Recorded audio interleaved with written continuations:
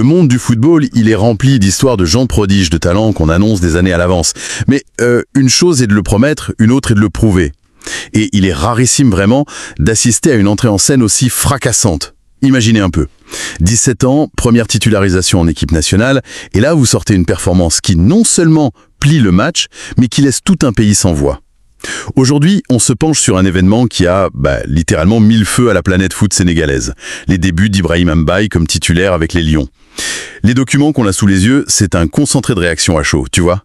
Des extraits d'articles, des posts, des analyses de journalistes qui ont tous tenté de mettre des mots sur ce qu'ils venaient de voir contre le Kenya.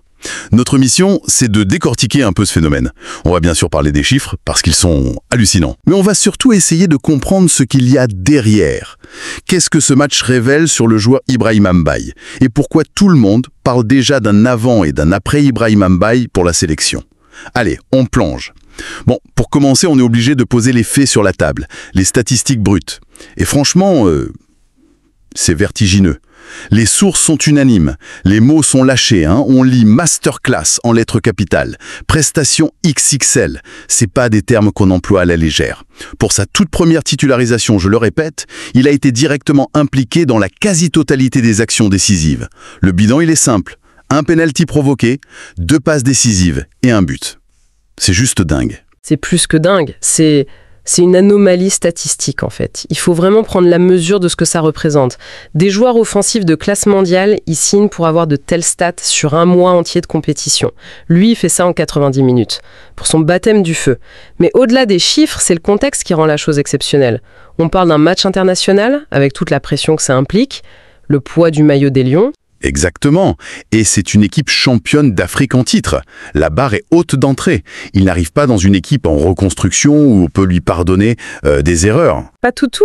Il arrive dans un groupe de stars, de joueurs confirmés qui évoluent dans les plus grands clubs d'Europe. Et ce gamin de 17 ans, il débarque et, loin d'être intimidé, il prend le jeu à son compte. Les sources insistent sur un point. Sa performance n'était pas seulement spectaculaire, mais aussi complète et sérieuse. Et ces 2 mots, complète et sérieuse, ils sont peut-être les plus importants. Ah oui. Qu'est-ce que ça nous dit, ce mot sérieux? Parce que ça peut paraître un peu sobre à côté de masterclass. Mais ça nous dit que ce n'était pas un feu d'artifice désordonné. Tu vois, à cet âge, on voit souvent des talents bruts, qui tentent beaucoup, qui veulent impressionner, mais avec énormément de déchets. Le mot sérieux, il suggère l'inverse. Une efficacité chirurgicale. Chaque prise de balle, chaque dribble avait un but. Provoquer un penalty, c'est de la percussion. Délivrer 2 passes décisives, c'est la vision du jeu, l'altruisme. Et marquer, c'est le sang-froid, la finition. Réunir tout ça en un match, à 17 ans, ce n'est pas la signature d'un jeune prometteur. C'est celle d'un joueur déjà incroyablement mature. C'est vrai que quand on y pense, c'est presque déroutant.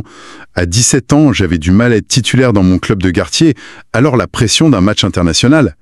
Mais tu sais, ce qui me frappe en lisant les articles, c'est que même ces chiffres fous, ils ne semblent pas être l'essentiel en fait. C'est exactement le point. Aussi incroyable que soient les statistiques, ce n'est même pas ça qui a le plus marqué les observateurs. C'est la manière. C'est le style, l'intelligence de jeu, l'impact global sur l'équipe. Ah oui, ouais. Qu'est-ce qui peut bien être plus impressionnant qu'une telle ligne de stats? Eh bien, prenons son but, par exemple. Les sources ne disent pas juste « il a marqué ». Elles parlent d'un bijou, d'une magnifique frappe. Et le détail qui tue, c'est qu'il est marqué suite à une passe de Boulaïdia. Ce n'est pas anodin, ça. Ça montre une connexion technique quasi instantanée avec les cadres de l'attaque. Il n'est pas arrivé en disant « donnez-moi le ballon et je vais faire mon numéro », non. Il s'est immédiatement mis au service du collectif. Et c'est souvent ça qui prend le plus de temps à mettre en place en sélection, ces automatismes. Des mois, parfois des années. Le fait qu'il trouve cette complicité en quelques minutes de jeu, c'est un signe de très très haute intelligence footballistique. Il ne fait pas que jouer au foot, il le comprend, il le sent. Et ça nous amène à un autre terme qui revient tout le temps dans les textes, il aurait orchestré le jeu offensif. Le verbe orchestrer, c'est fort. On attend ça d'un meneur de jeu expérimenté, tu sais, un numéro 10 qui a les clés du camion, pas forcément d'un jeune qui découvre le haut niveau. Génie. Il a été le penseur. Les sources parlent de sa personnalité, de son sens du jeu, de sa lucidité pour prendre des initiatives. On a le portrait d'un joueur qui ne subit pas les événements, mais qui impose son rythme au match. L'un des articles le formule très bien. Grâce à lui, le Sénégal semble mieux armé pour contrôler le rythme du match. Contrôler le rythme. C'est le Graal de toutes les grandes équipes, ça.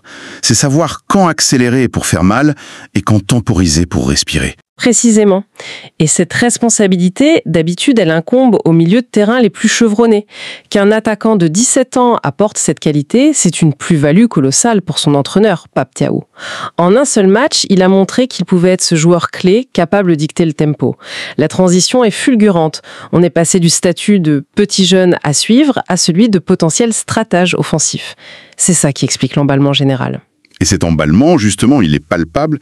Si on compile des stats folles, un impact immédiat sur le jeu, forcément, toutes les sources se tournent vers l'avenir. Personne n'imagine que c'était un coup d'un soir. C'est impossible de le penser. Les superlatifs pleuvent. On le qualifie de futur crack du football sénégalais. La phrase qui revient en boucle, c'est « l'avenir lui appartient ». Mais au-delà des formules toutes faites, il y a des conséquences très concrètes qui sont évoquées. Et l'une d'entre elles est un vrai tremblement de terre. Laquelle ? Il est présenté comme un, et je cite, « sérieux candidat pour bousculer la hiérarchie avant la CAN, la Coupe d'Afrique des Nations ». On ne parle pas de l'intégrer en douceur pour la CAN 2027. On parle de la prochaine, là, tout de suite. Ah oui, mais ça, c'est énorme. Concrètement, ça veut dire quoi, bousculer la hiérarchie ? Parce que le Sénégal, offensivement, c'est l'un des secteurs les mieux fournis d'Afrique. On parle de qui, là ? Il y a des statuts, des joueurs installés. Et c'est là qu'on touche au casse-tête de luxe pour le sélectionneur. La hiérarchie, ce sont des joueurs comme Ismaïla Sarr, Crépin Diatta et bien sûr la superstar Sadio Mané. Ce sont des joueurs qui ont tout gagné, qui ont une légitimité immense. Et voilà qu'un gamin de 17 ans débarque et livre une performance qui, sur 90 minutes, est peut-être supérieure à ce que certains ont montré récemment. Une des publications résume la situation avec une formule géniale. Quelle entrée dans la tanière ? Boum ! C'est parfait. Il n'a pas gratté à la porte, il l'a défoncé. Mais comment on gère ça dans un vestiaire ? Est-ce qu'on ne risque pas de fragiliser un équilibre, de vexer certains cadres en donnant soudainement autant de lumière à un nouveau venu ? C'est toute la complexité de la gestion humaine au très haut niveau. L'équilibre est fragile. D'un côté, vous avez un talent générationnel qui frappe à la porte avec une telle force que l'ignorer semble impossible. De l'autre, vous avez un groupe qui a une histoire, des automatismes, des leaders. Le propulser titulaire à la CAN, c'est un pari. C'est mettre une pression monumentale sur ses épaules. Mais c'est aussi envoyer un message fort au reste du groupe. Seule la performance sur le terrain compte, pas le statut. On peut aussi se dire, est-ce qu'on ne s'enflamme pas un peu trop vite ? Ça reste un seul match. Contre le Kenya, avec tout le respect qu'on doit à cette équipe, ce n'est pas le Brésil ou l'Argentine, quoi. C'est l'argument de la prudence. Et il est légitime. C'est un risque. Mais ce que les sources nous disent, c'est que ce qu'elles ont vu dépasse la simple question de l'adversaire.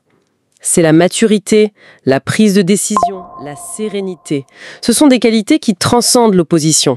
Il a prouvé, comme le dit un des articles, qu'il avait sa place parmi les Lions, et de la plus belle des manières. Le débat n'est plus de savoir s'il a le niveau. Le débat est maintenant où, quand et à la place de qui le faire jouer. C'est un changement de paradigme complet. Alors, si on essaye de synthétiser tout ça, qu'est-ce qu'il faut retenir de cette éclosion spectaculaire ? On a d'abord une performance individuelle hors norme, c'est factuel, avec des stats qui parlent d'elles-mêmes. Mais le plus marquant, ce n'est peut-être même pas ça.